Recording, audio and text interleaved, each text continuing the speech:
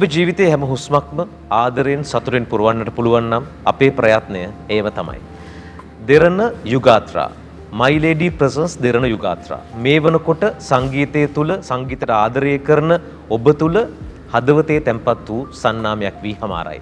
අපි හැමදාමත් හෙව්වේ මේ යුගයන් අතර තියන්නා වූ රස අද දවසෙත් එවැනි යුග දෙකක රස රැගෙන අපි මේ විදියට හමු වෙනවා. ඉතින් නරඹමු මේ My Lady Presence දෙරණ යුගාත්‍රා.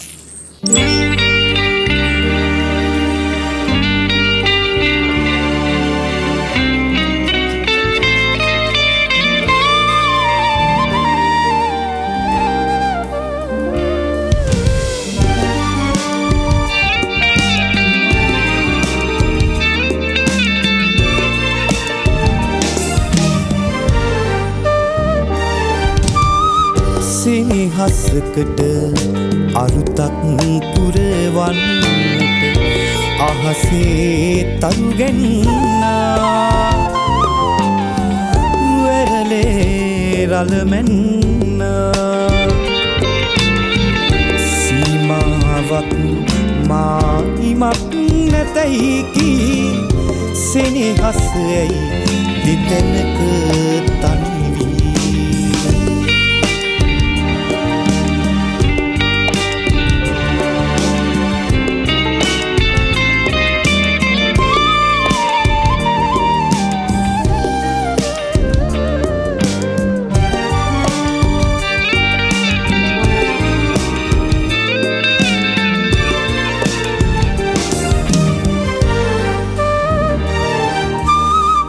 කැකුලක් සිඳු නැත් හදවත පිපුණු පඳුරෙත් කටුමත මිස තිබුණා නිදුනොත් බඳුනක පිළියම් කරනට මෙරි කැලලක් මතු වී පෙනෙනවා සෙනෙහසකට අරුතක් පුරවන්නට අහසේ තරුගැන්නා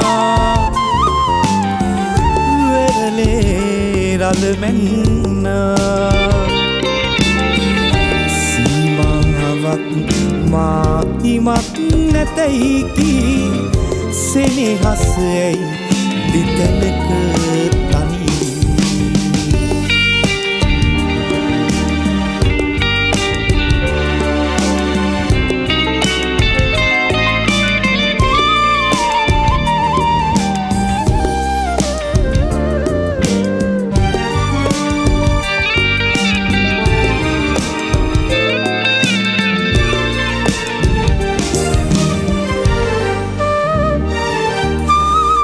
පවකින් පෙරත් භවයක සිදු වූ සිතකින් සිතකට දුක පිරුණා මගේ අත දිගු කළ හැකි හැම තැනදී ඔබ අත මා දුරකින් තිබුණා සෙනෙහසකට අරුතක් පුරවන්නට අහසේ තරුගැන්නා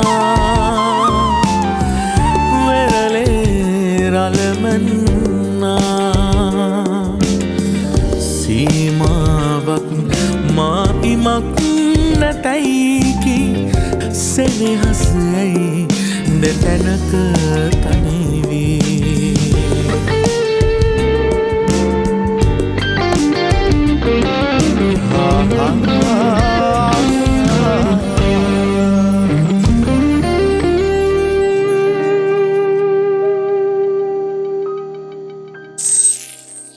අද දවසේ තියෙන්නේ හරි අපූර්ව ගැලපීමක්. හේතු සාධක ගොඩක් උඩ අපිට එහෙම කියන්නට පුළුවන්. අමුතුවෙන් දැන් ඉතින් මම හඳුන්වා දෙන්න දෙයක්වත් නැහැ. මොකද ලංකාවේ ප්‍රචලිත ලංකාවේ හදවත්වල තැම්පත් වෙච්ච හඬක් මගේ මේ පැත්තේ මේ ප්‍රවීණ ආසනය තුල ඉන්නවා. අසංක ප්‍රියමන්ත පීරිස් කිව්වාම ඒක සංගීතයේ අත්‍යවශ්‍ය සාධකයක් එදා ඉඳන් අද වෙනකල්. 80 දශකයේ අගභාගයේ සිට මොන රැලියාවක් මොන විදියට වෙනස් වුණත් අසංක ප්‍රියමන්ත පීරිස්ට තියෙන ඉල්ලුම වෙනස් වුන්නේ නැහැ. ආයිබෝන් අයියේ. ආයිබෝන්. ජය වේවා. අසංකය මේ පැත්තිනකොට එහා පැත්තින්නේ අසංකයලත් එක්ක එයාගේ පියා අසංකයලත් එක්ක එකට වැඩ කරපු ගායකෙක්. ඒ ගායකයාගේ ජනකාන්ත ගායකයාගේ පුත්‍රරත්නය අද දවසේ අපි මේ නවක පරපුර නියෝජනය කරමින් මෙතන ඉන්නවා. මේ තමයි මැදගෙදර පරපුරේ ඉහළ ගෙදර. ඒ තමයි යසස් මැදගෙදර. අයිබෝන්. අයිබෝනයි. සෝමසිරි මැදගෙදර මහත්මයාව ආදරෙන් මතක් කරනවා. සෝමසිරි අයියත් එක්ක කොහොමද මතකය? ඔව් ඇත්තටම ගොඩාක් ආසයි. මොකද එයාත් එක්කලා ඉන්නත් හරි කැමතියි මම. මොකද එයාගේ තියෙන කතා වලට, එයා කියන දේවල් වලට, එයාගේ තියෙන දැනුමත් එක්කලා කතා බහ කරාම හරියම වටිනා කියන කලාකාරයෙක් අපිට ඉන්නා වූ ලොකු හයියක්. අපි එන්නේ ඉස්සෙල්ලා මේ ෆීල්ඩ් එක මේ ශේෂ්ත්‍රයේ හැඩ වැඩ කරපු මේ ශේෂ්ත්‍රයේ ළමයින්ට දායාදේ දීපු සංගීත දායාදේ දීපු ගුරුවරයෙක් හැටියට බොහොම ආදරෙන් සිහිපත් කරන්න කැමතියි සෝමසිරි මැදගෙදර මහත්මයා. එහෙම වැඩ කරපු සමකාලීනෙක්ගේ පුතෙක් එක්ක අද දවස බෙදා ගන්නවා. ඇත්තටම සන්තෝෂයි. මොකද අද මෑත කාලේ මෑත පරපුරේ ඉන්නා වූ ජනප්‍රිය රැල්ලේ ඉන්නා වූ ජනප්‍රිය ගායන ශිල්පියෙක්. ඉතින් ඇත්තටම සන්තෝෂයි යාගේ අපේ ලොකු මහත්මයාගේ පුතත් එක්කලා අද මේ වැඩසටහනට එකතු වීම සම්බන්ධව ඇත්තටම සන්තෝෂයි. යසස් දැන් අසංක අංකල් කියලා කිරුවෙත් ඉතින් මම දන්න විදිහට එහෙම තමයි වෙනව ඇත්තේ. එහෙම නිකන් අපි තියෙන්නේ. ඒ කාලේ මතකයක් තියෙනවද ගෙවල් වල හම්බෙලා තියෙනවද නැත්නම් ප්‍රසංගවල? සාමාන්‍යයෙන් අසංක අංකල් සහ අපේ තාත්තා ඉන්න කොන්සර්ට් කියන්නේ ඒ කියන්නේ හැම කොන්සර්ට් එකේම වගේම මේ දෙන්න ඉන්නවා. ඉතින් කොහෙලා බැලුවත් ඒ කියන්නේ තාත්තගේ වැඩේ හැම වෙලේම කොන්සර්ට් එකකට ගිහිල්ලා ඇවිල්ලා ඒකේ වෙන රස කතා ටික ගෙදර ඇවිල්ලා කියන එක. එතකොට ඉතින් මේ ගොල්ලෝ නාපු තැන්වල ඉස්සර කොන්සර්ට් කියන්නේ ට්‍රිප් නේ. ඔව්. ඒතකොට මමත් ගිහිල්ලා තියෙන පොඩි කාලේ කට්ටියම වෑන් පිටින් යන්නේ. ඒතකොට මනෝ අයියා මේගොල්ලෝ ඇත්තටම කියන්නේ හරි පැෂනේට්ලි තමයි මේගොල්ලෝ ගීත ගායනා කරලා මේ මිනිස්සුත් එක්ක කාලා බීලා නටලා ට්‍රිප් ගිහිල්ලා නාලා ඇවිල්ලා ඒව තමයි කොන්සර්ට් වලට ගියේ. ඉතින් ඒ වෙච්ච රසකටා සියලුම දේම මේ අපේ තාත්තා අපේ ගෙදර ඉඳන් කියනවා මෙහෙම වුණා කියලා. ඒතකොට මේ අසංක අංකල්ගේ නම ඉතින් හැමදාම මේ අපේ ගෙදර කියවෙනවා. ඉතින් ඒ වගේම මේ අසංක කියන්න අසංක අංකල්ගේ මේ ඔය කැසට් CD එන්න කලින් කැසට් පීස් ආවනේ. එතකොට ඔය හැම කැසට් පීස් එකක්ම අපේ ගෙදරත් තියෙනවා. ඉතින් ඔක දානවා අනිත් පැත්ත දානවා රිවයින්ඩ් කරනවා. ඉතින් මාර ලස්සන මතකයක් තියෙනවා. ඉතින් හරිම සතුටුයි අද මේ අංකල් එක්ක මෙතන මේ වගේ ප්‍රෝග්‍රෑම් එක අපි ඒ කියන්නේ ෆැමිලි හැම්බලා ප්‍රෝග්‍රෑම් එකක් කරලා තියෙනවා. ඒ වුණාට මේ වගේ මේ ක්ලෝස්ලි මුණ ගැහෙන්නේ ප්‍රෝග්‍රෑම් එකකට අද ඉතින් ගොඩාක් සතුටුයි ඒ පිළිබඳව. ඉතින් ඇත්තටම අපේ සතුටත් ඒකම තමයි. සමහර විට මේ හරි අපූර්ව ගැළපීම් මේවා හිතන්නත් බෑ මේව ගැළපුණාට පස්සේ කොච්චරම් තොරතුරු එකට සමාන වෙනවද කියන කාරණාව.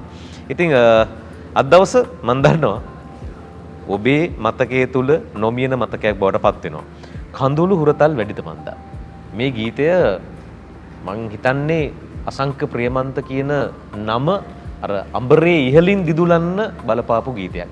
ඒ ගීතය කොහොමද ඔබට ආවේ? ඇත්තටම ඔක එන්නේ කැසට් පටයක් කරහා එන්නේ. සජීව ප්‍රින්සි පැලස් ආයතනය හරහා තමයි කැසට් එක එන්නේ. ජයසිරි අමරසේකර තමයි සංගීතවත් කරන්නේ. අපේ චන්න ජයනාත් තමයි සංගීත ලියන්නේ. ඉතින් මම හිතනවා මේ ගීතය මට ලොකු ලැබිච්ච දායාදයක්. ඇත්තටම මේ ගීතය ගායනා කරාට පස්සේ ලැබිච්ච ප්‍රතිචාර ලැබිච්ච මේ සංගීත ප්‍රසංග අනන්තයි එමටයි. ඉතින් ඇත්තටම ගොඩාක් සන්තෝෂයි මේ ගීත අපිට ලැබිලා මේ ගීත ගායනා කරන අවස්ථාව උදා කළ දීලා ඒ අයටත් ස්තුතියි. ඉතින් ගොඩක් සන්තෝෂයෙන් ඉතින් ගායනා කළා. ඒ ගීත ගායනා කළා තිනවා අපි ඕන කෙනෙක්ට අහන්න පුළුවන් ගායන්න පුළුවන්. වචන ටිකම හිතලා බලන්න කඳුළු හුරතල් වැඩිද මන්දා. තව ඉතින් කියන්න දෙයක් නැහැ. එහෙම ඉතින් ලියවිලි තමයි. ඒක තමයි. හරි. අපි ඊළඟ ගීතේ රස විඳලා මේ රස කතා බහ ඉදිරියට අරගෙන යමු.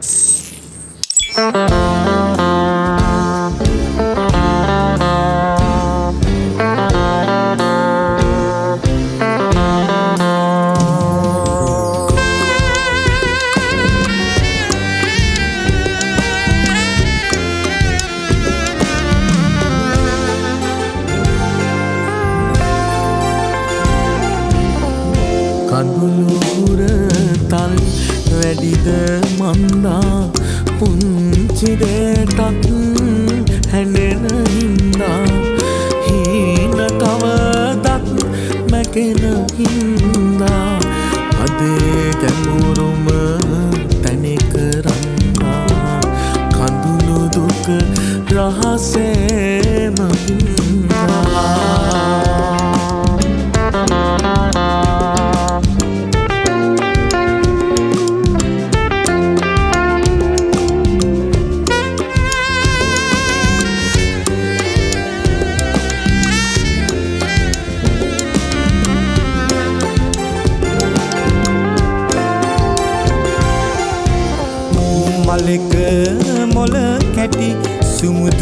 පෙති මත ලියූ සෙනෙහස ප්‍රිදුම් දෙන සඳ පලාගෙන නෙත් පියන් නොදැනීම කඳුල වැටුණා අහිංසක ලෙස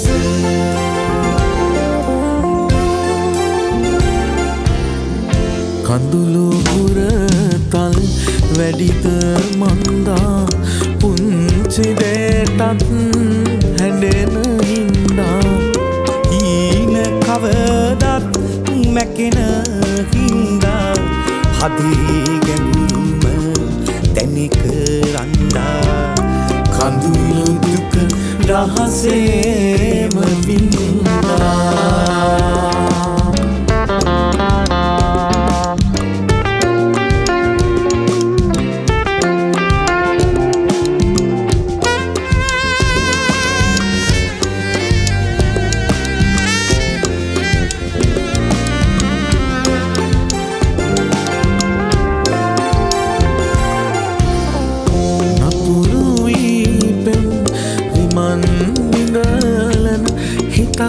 කොතරම් නපුරු වුවද කඳුළු ඉනහෙන විට දිනතුවද අසරණයි යලී තනයි පෙන්ලොව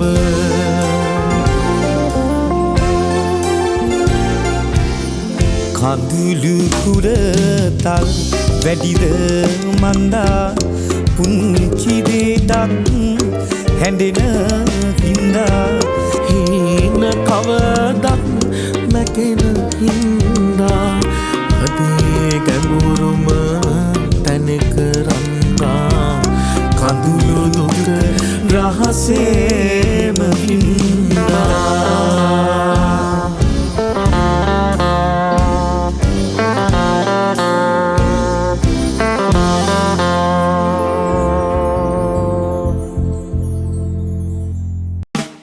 රසමැද රසයක් මුසු කළ ටොෆියක් My Lady චොකෝමින්ට්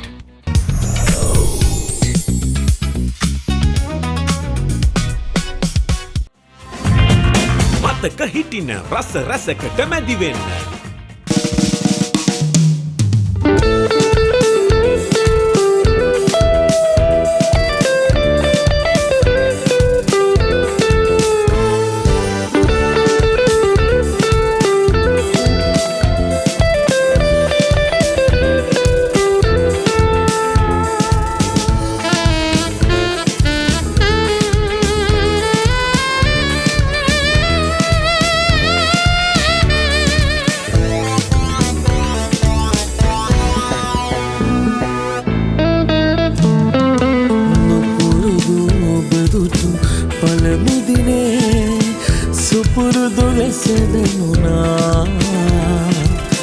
කෙදිනක හෝවිද පුරුදු ඇතේ සුසුම් සුවඳ දැනුණා මට සුසුම් සුවඳ දැනුණා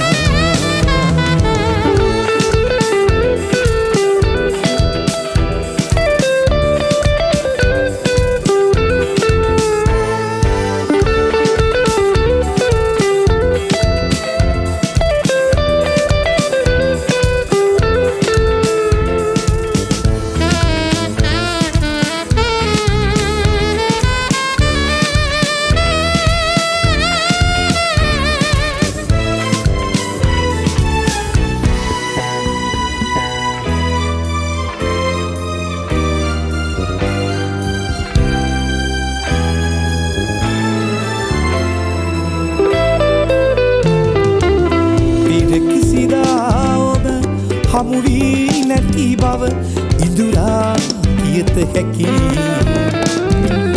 හමුවී ඇත්නම් ඒ පෙර සසරේ යුගයක වෙන්න ඇති යුගයක වෙන්න ඇති නුපුරුදු ඔබදුටු පළමු දිනේ සුපුරුදු ලෙස දැනුණා කෙදිනක හෝවිඳ පුරුදු ඇති සුසුම් සුවඳ දැනුණා සුසුම් සුවඳ දැනුණා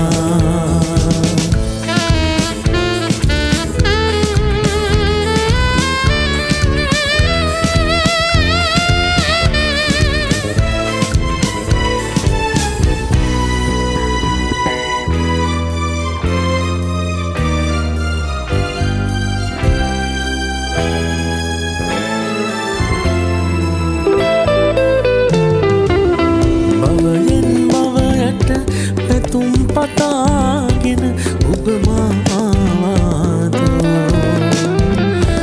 ඉසුරු මුනියේ පෙන් දැන රකින්නට අපි මෙහි හමුවේදෝ අපි මෙහි හමුවේදෝ නුපුරුදු ඔබ දුටු පළමු දිනේ සුපුරුදු ලෙස පේනුණා එදිනක ඕවිද පුරුදු ඇති සුසුම් සුවඳ දැනුණා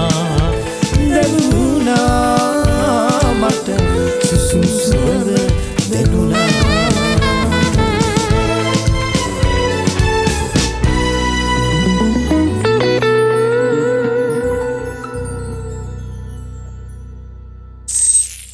My lady අපි සමග ඉන්න රසවතා My lady කියන්නේ රසවත් භවයේ සන්නාමය. අවුරුදු 41ක් පුරාවට ලංකාවේ ජන හද හඳුනාගත්ත රස සන්නාමයක් රස කැවිලි ලොව කිරුල දරපු My lady තමයි යුගාත්‍රා සමග එකතු වෙන්නේ. ඉතින් My lady කාලා තියෙනවනේ අසස්. My lady අපි දැනුත් කන්න තියෙනවා. ඒ කියන්නේ දැනුත් අපි කනවනේ ලොකුණා කියලා වෙනසක් නෑ. My lady කන එක වෙනස් වෙන්නේ නෑ. ඒක තමයි ඒකේ තියෙන බ්‍රෑන්ඩ් එකේ තියෙන වෙනස.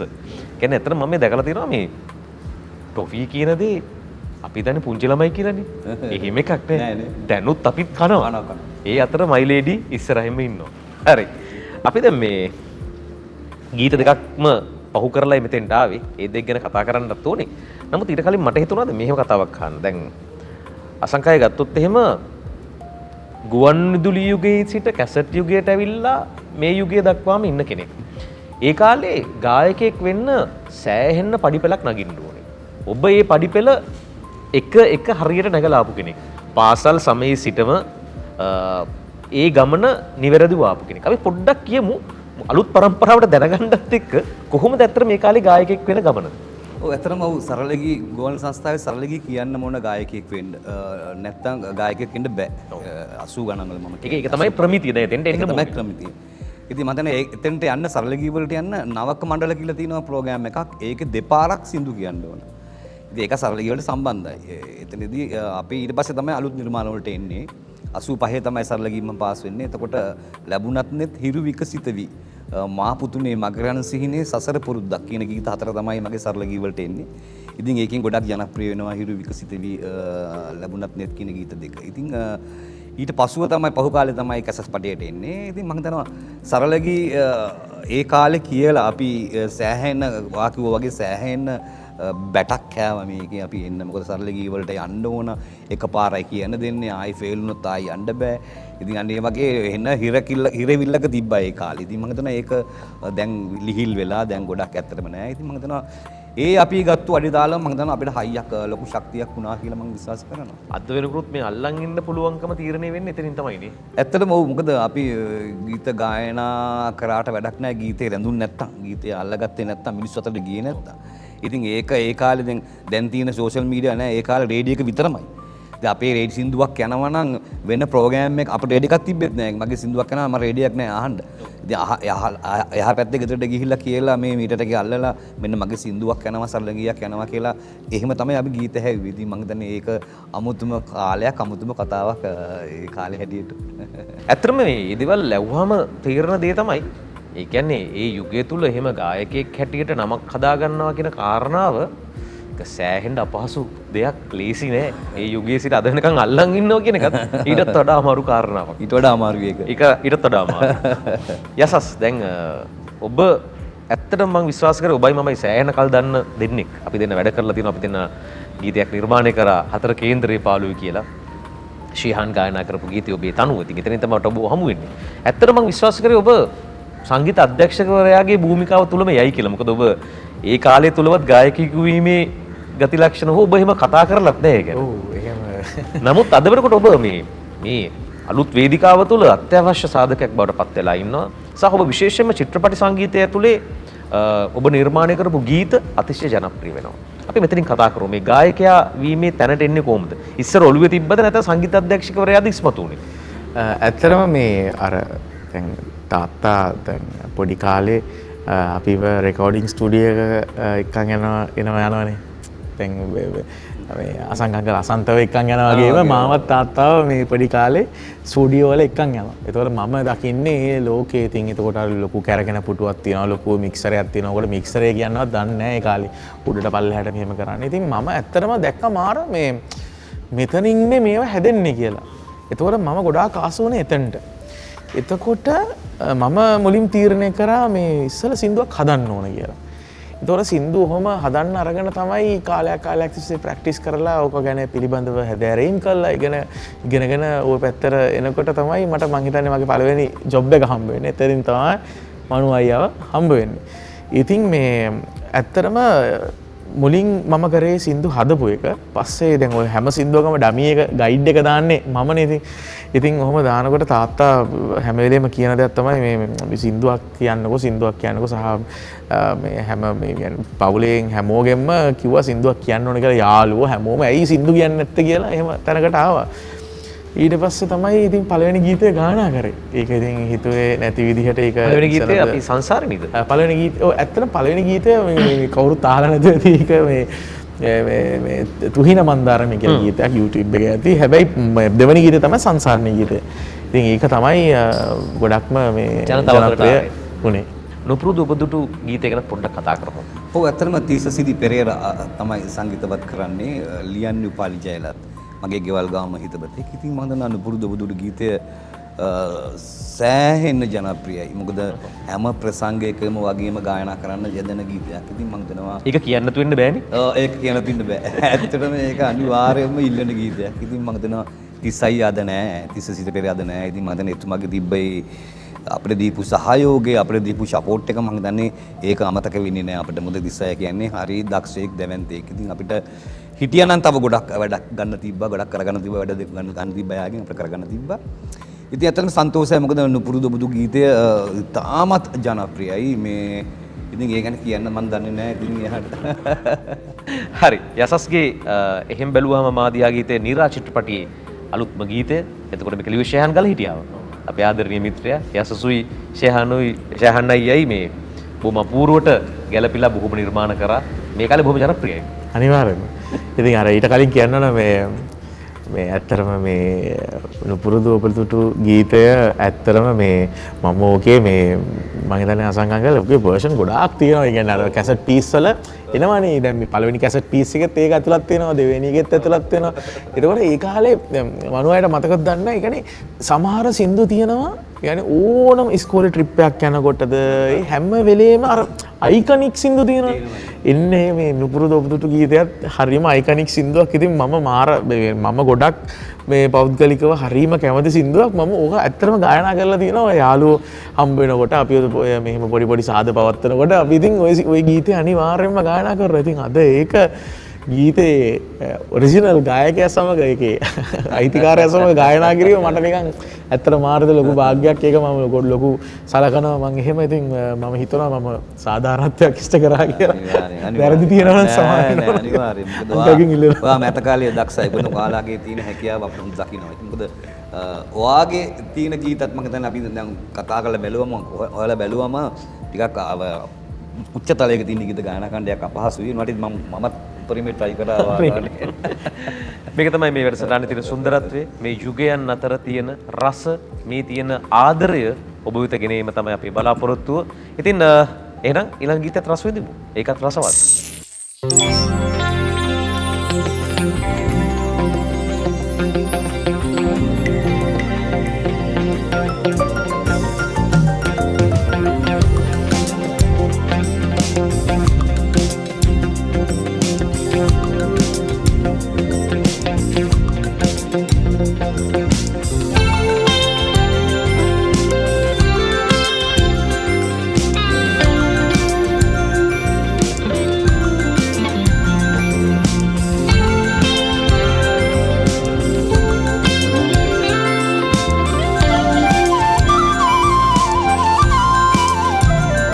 හේම බැලුවාම මාගේ දිහා හේම බැලුවාම මාගේ දිහා හේම බැලුවාම මාගේ දිහා රැයේ නිදිනේනා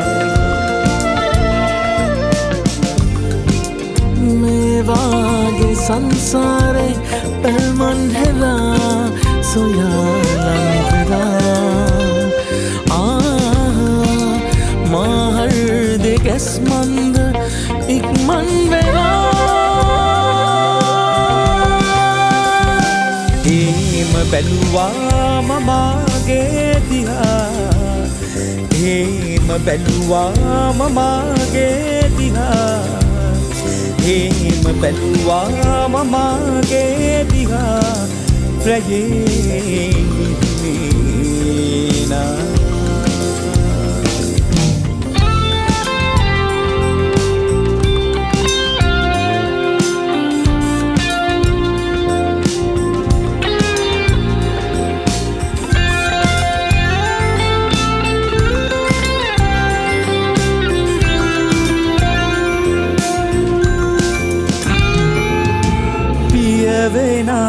දැසි කියවෙනා රහස නිදිනොලා තෝරලා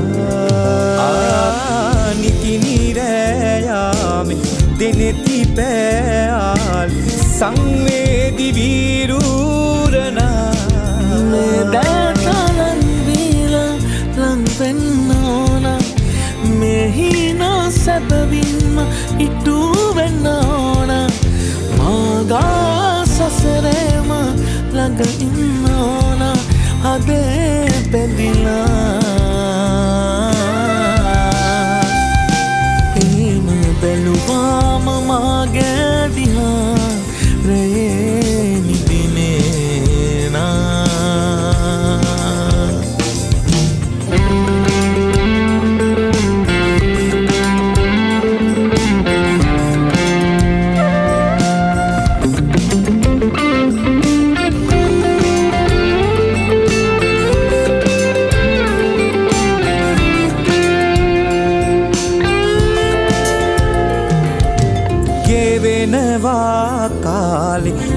දැනෙනවාලෙ හිත පුරා පායලා පිනිවලා තීරෙ රුව පවා ඉහිරෙ සඳ කතා වැහිලා මේ දැතලන් වීලලන් වෙන්න ඕන මෙහිනා සැබවින්ම ඉටු වෙන්න ඕන මාගාව සසරේම ළඟ ඉන්න ඕන අදේ පෙදිලා එහෙම බැලුවාම මාගේ දිහා එහෙම බැලුවාම මාගේ දිහා එහෙම බැලුවාම මාගේ දිහා රැයේ නිදිනේනා එහෙම බැලුවාම මාගේ දිහා එහෙම බැලුවාම මාගේ දිහා එහෙම බැලුවාම මාගේ දිහා රැයේ නිදිනේනා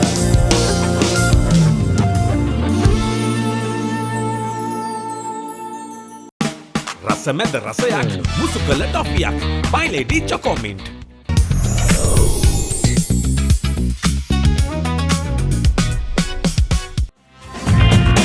මතක හිටින රස රසකට මැදිවෙන්න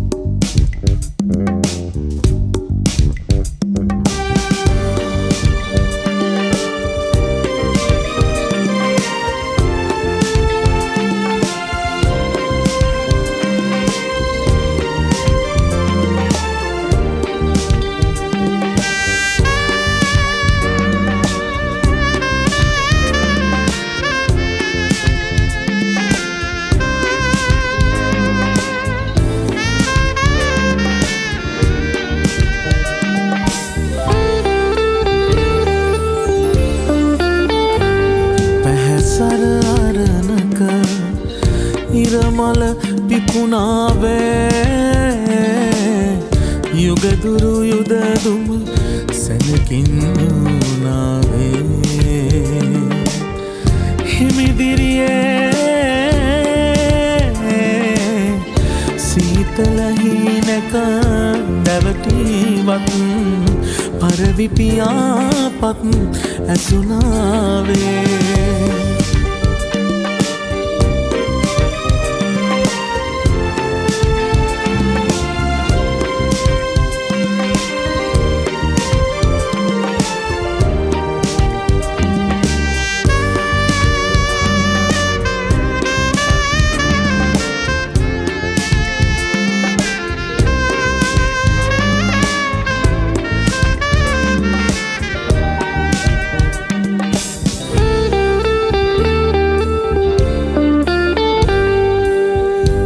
සිර කොට බැඳි දඬු වැට බිඳුනාවේ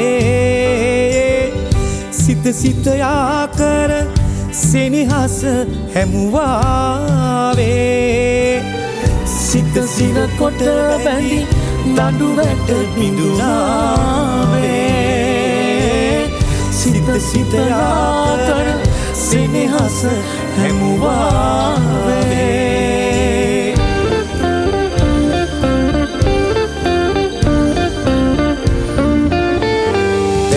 සර අරුණක ඉරමල පිපුණාවේ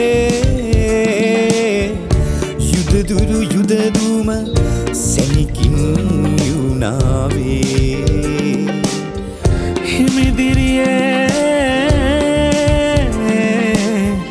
සීතලහිනක නැවටීවත් පරවිපියාපත් ඇසුනාවේ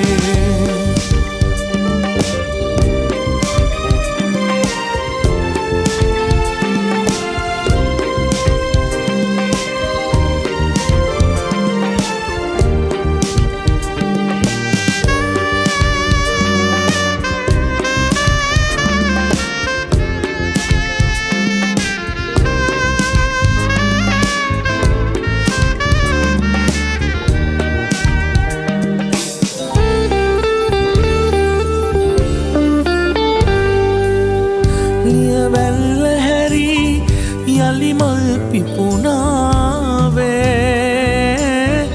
දැලමයා කළ ඉඳු සැව් ඇසුනාවේ ලියවැල් ඇහැරි යලිමල් පිපුණාවේ දැලමයා කළ ඉඳු සැව් ඇදුනාවේ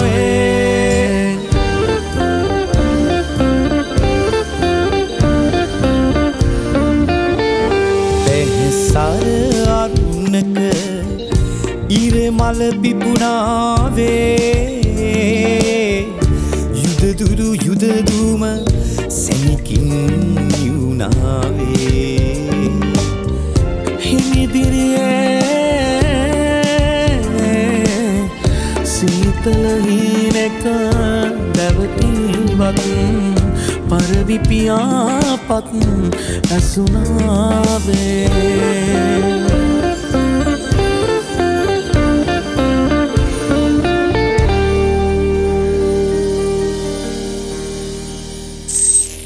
මයිලේඩි රස මැද රස මයිලේඩි ටොෆි එක කියන්නේ රස දෙකක එකතුවක්. ඒ සුසංයෝගය තමයි මයිලේඩි ටොෆි එකේ තියෙන විශේෂත්වය.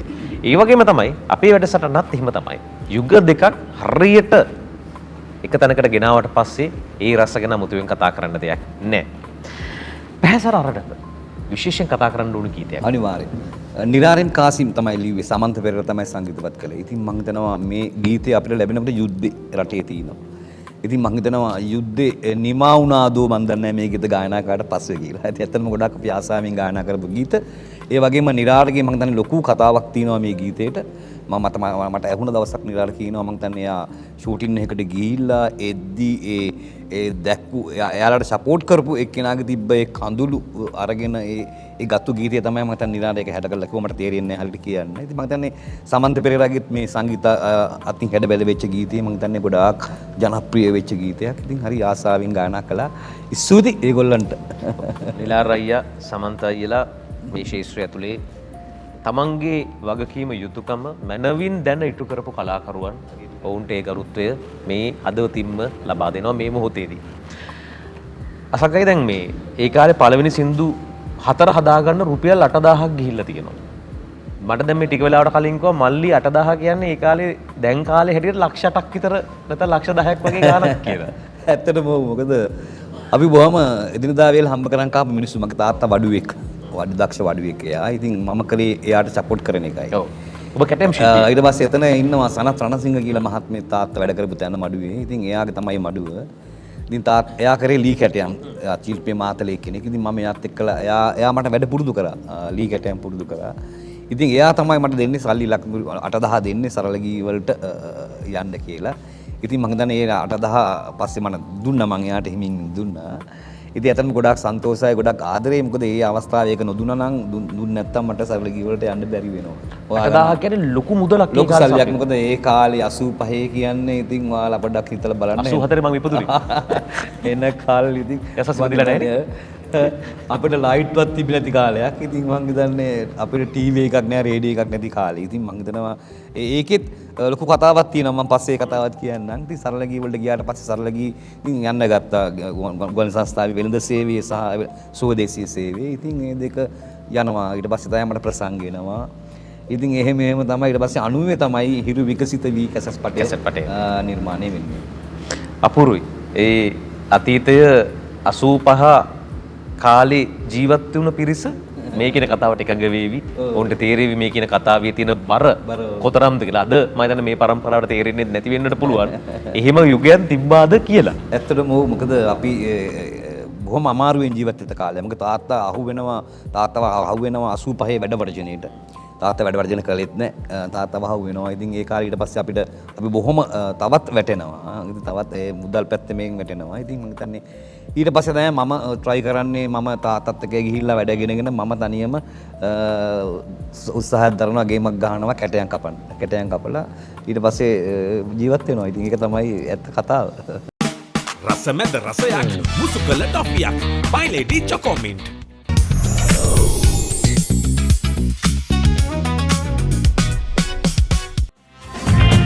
මතක හිටින රස රසකට මැදි වෙන්න. දිගු කතා, හරවත් කතා, රසවත් කතා මේ හැම කතාවකටම පණ තියෙනවා. ඒ පණ තියෙන හින්දා තමයි මෙවැනි ජ්‍යෙෂ්ඨ කලාකරුවන් අද තවමත් මේ ශාස්ත්‍රය තුල විරාජමානව ඉන්නේ.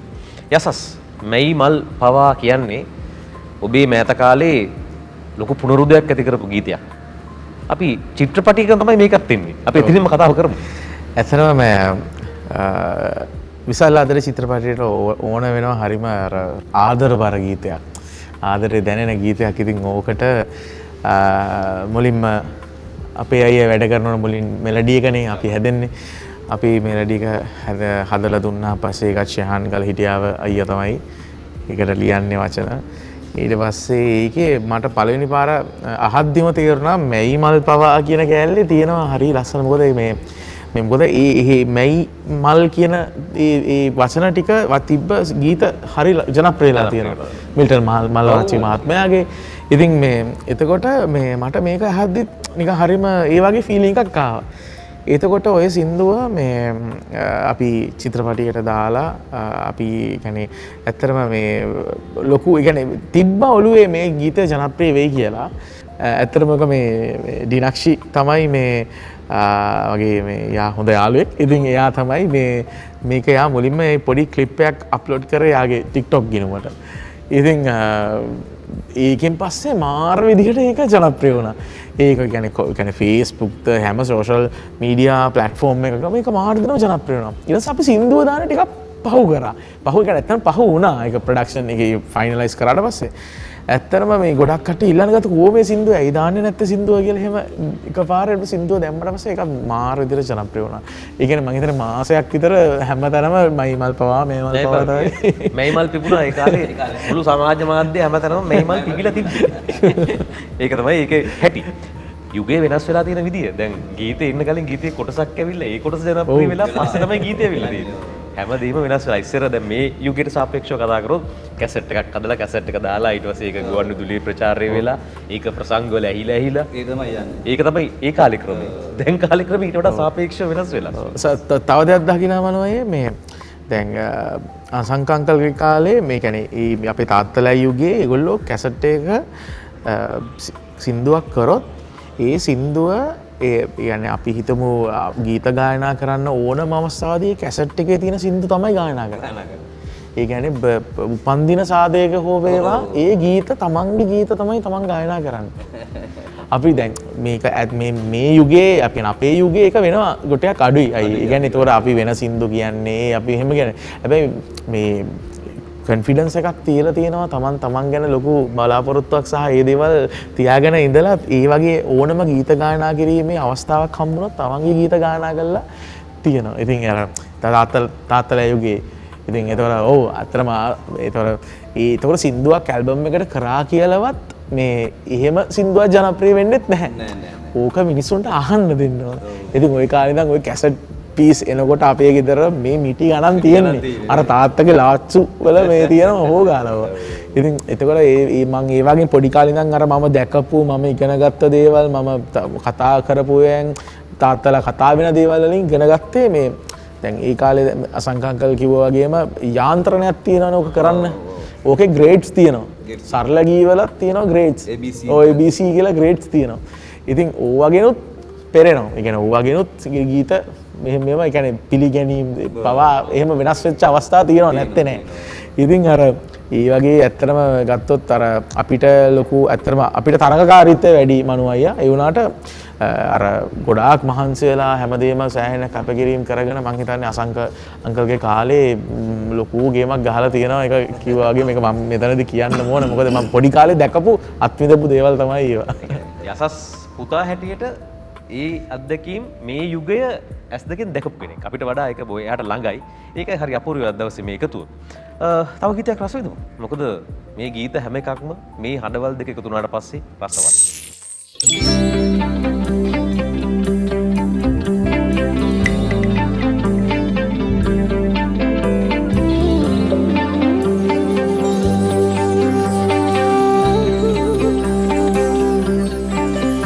වැටහේද මාගේ මේ ආදරේ හිමි වේද මාගේ මහසාගරේ සිත පාවේ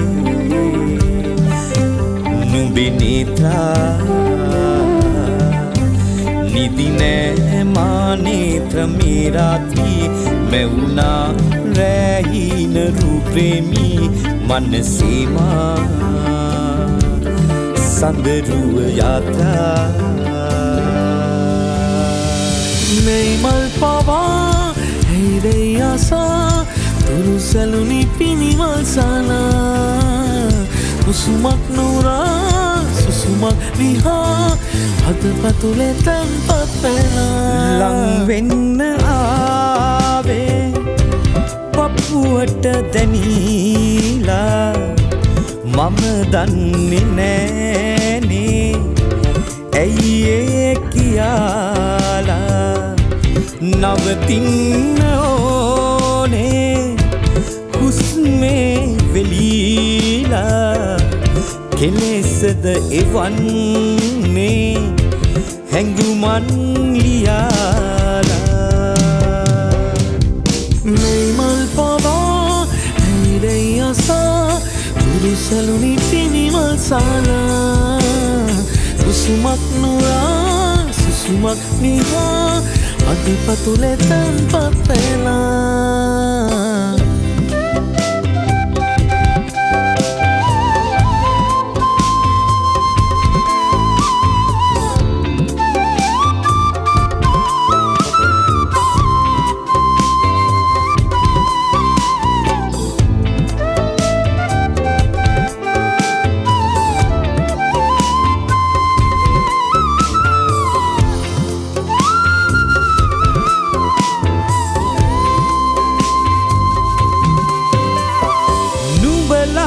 නවතින්න ඕන මගේ වචනයද පවසන්න ඕන කොහොමද පවසන්නේ ආශා නුඹේ සුසුමක් පව සුවඳගෙන තව ඉවසන්න බෑ සිතට සීම සැබෑයිද මා පතන ආදර ඇසයා මැනිමල් පවා ඇයිදයි අසා තුරු සැලුනි පිනිමල් සාලා කුසුමක් නුරා සුසුමක් නිහා අද පතුලේ තැන්පත් වෙන ලංවෙන්න ආවේ පපුවට දැනීලා මම දන්නේ නෑනේ ඇයි ඒ කියලා නවතින්න ඕනේ සුසුමේ වෙලීලා කෙලෙසද එවන්නේ හැඟුමන් ලියාලා ලංවෙන්න ආවේ පපුවට දැනීලා මම දන්නේ නෑනේ ඇයි ඒ කියලා නවතින්න ඕනේ හුස්මේ වෙලීලා කෙලෙසද එවන්නේ හැඟුමන් ලියාලා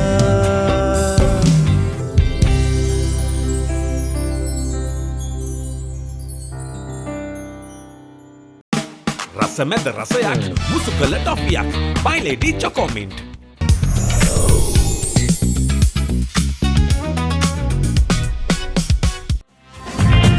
මතක හිටින රස රසකට මැදිවෙන්න කතාව පටන් අරන් රසවත් වෙනකොටම තමයි මේ කාලේ ගිහිල්ලා ඉවරයි.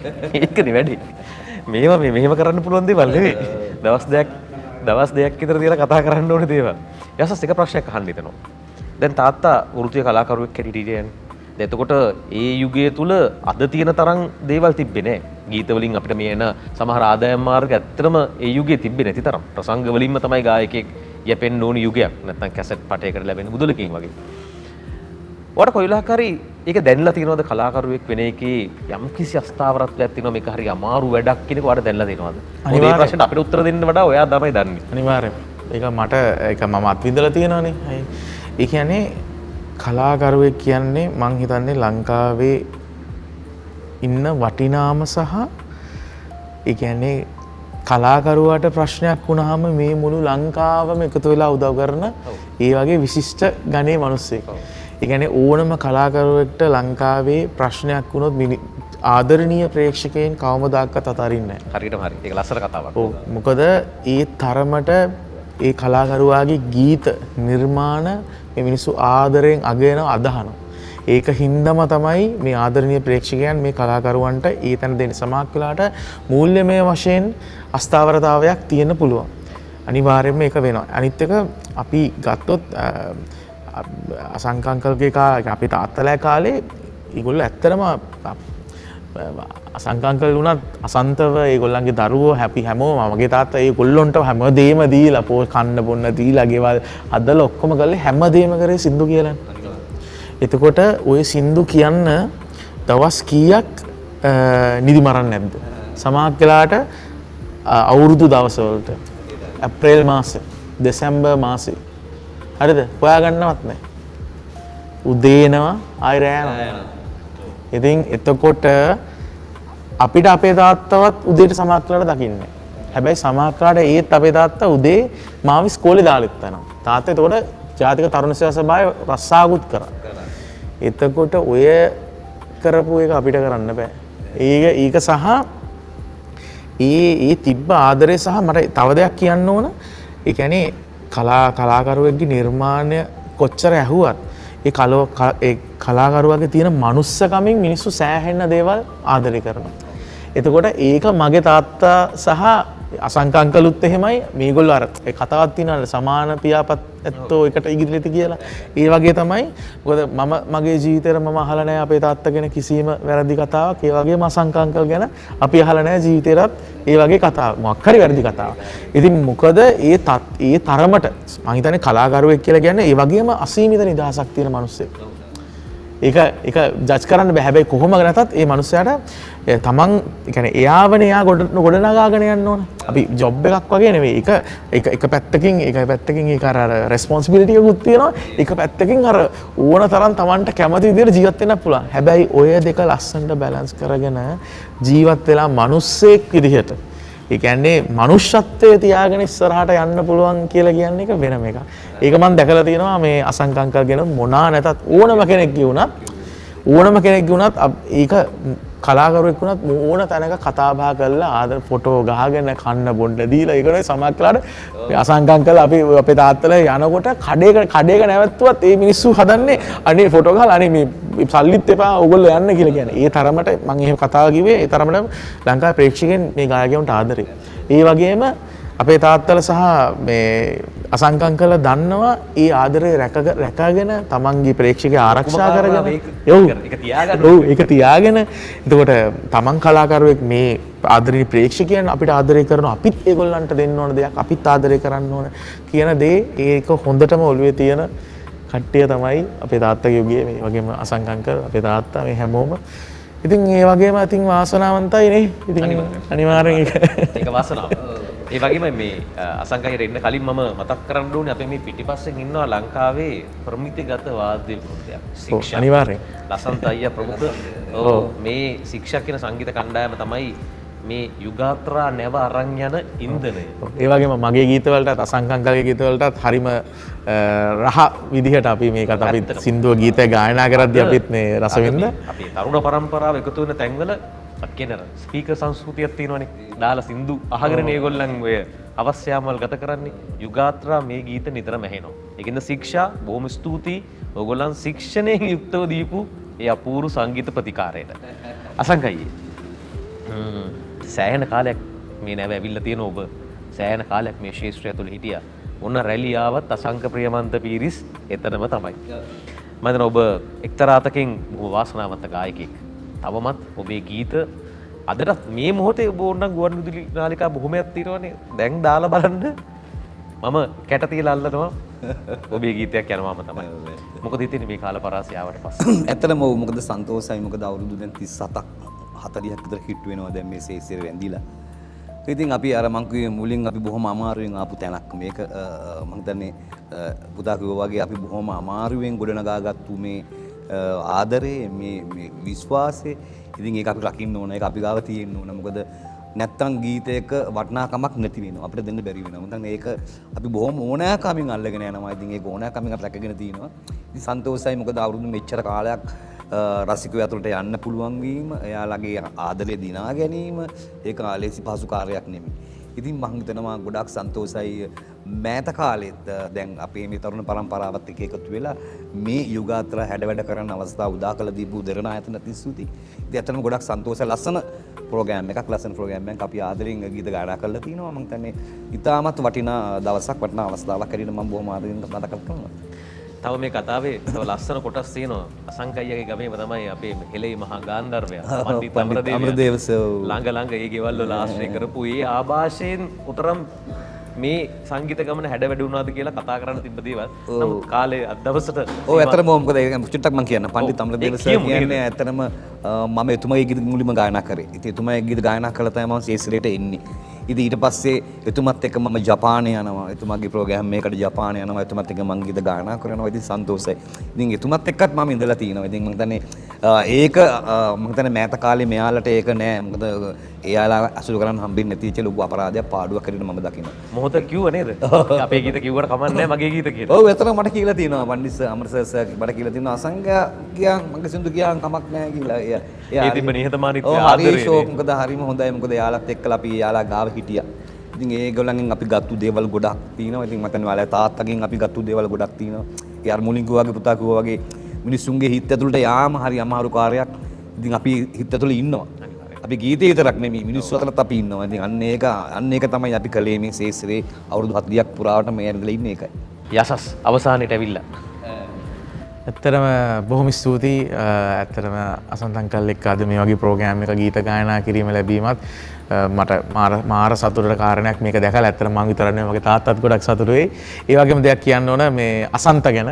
ඇත්තරම අසංකංකගේ බැටන් එක අරන් යන්න පුළුවන් එළ කොල්ලෙක්. ඉතින් මම එයාටත් සුබ පතනවා යාගේ මේ දිවියට. ඒ වගේම දෙරණ ආයතනයේට මේ සියලුම කාර්ය මණ්ඩලයේ හැමෝටම ශික්ෂා බෑන්ඩ් එකට ඒ වගේම මනු අයියාට බොහොම ස්තුතියි. අපි දෙන්නව මෙහෙම එකතු වෙලා මේ ළඟ සීඩ් එකේ අපිට ගීත ගායනා කරන්න අවස්ථාවක් ලැබුණට බොහොම ස්තුතියි. දෙදෙනාටම සුබ පතනවා, දීර්ඝායුෂ ප්‍රාර්ථනා කරනවා, හොඳින් සතුටින් ජීවත් වෙන්න ලැබෙන්න. ඒක තමයි අපේ ප්‍රාර්ථනාව. හරි. එහෙනම් අවසානයේ මේ විදිහට සනිටුවන් කරනවා. ලබන මාසේ අවසන් සිකුරාදා අපි හමු වෙනවා. ඒකින්ද ඒක මතක තියාගමු. මේ අවසානය නැවත හමුවීමේ බලාපොරොත්තුවක්. දෙරණ යුගාත්‍රා My Lady Presents දෙරණ යුගාත්‍රා ඔබේ හදවතේ වැඩසටහන සංගීතයේ සම්බන්ධයෙන්. ඉතින් අපි ආයේ ඉක්මනින්ම හමු වෙමු. ජය වේවා සියලු දෙනාටම සුබ දවසක්.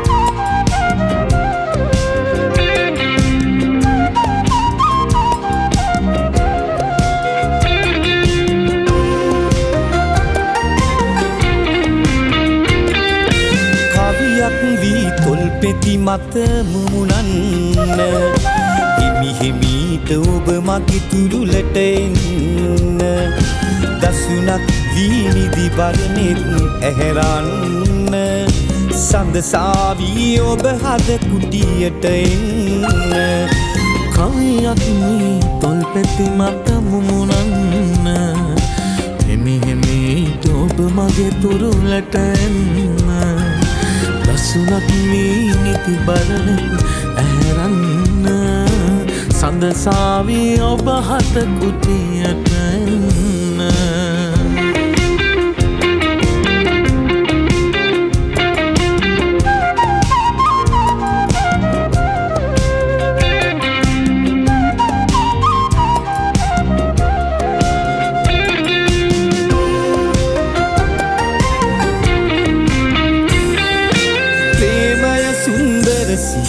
හැමදාම තනුවකි ගියකි මිහිරිය රැඳුනාම සංසාරෙම සුවඳ දෙවි බැඳුනාම සඳ දෙව්දුව යන්න එපා නොකියාම කවියක් වී තොල් පෙති මත මුමුණන්න හිමි හිමීට ඔබ මගේ තුරුලට එන්න දසුනක් මේ නිදි බරන ඇහැරන්න සඳසාවී ඔබ හත කුටියට එන්න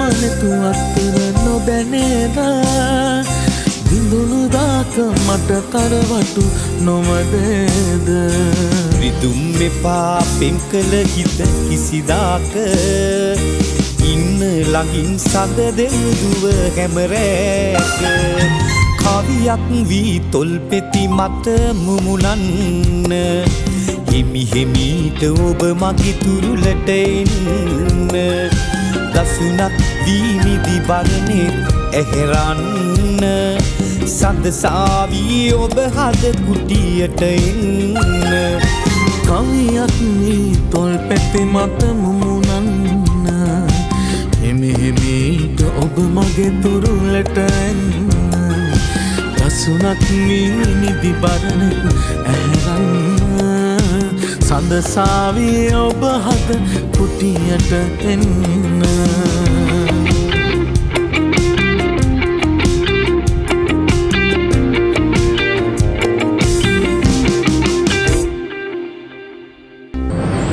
ලස්සන කතා ලස්සන දෙරණෙන්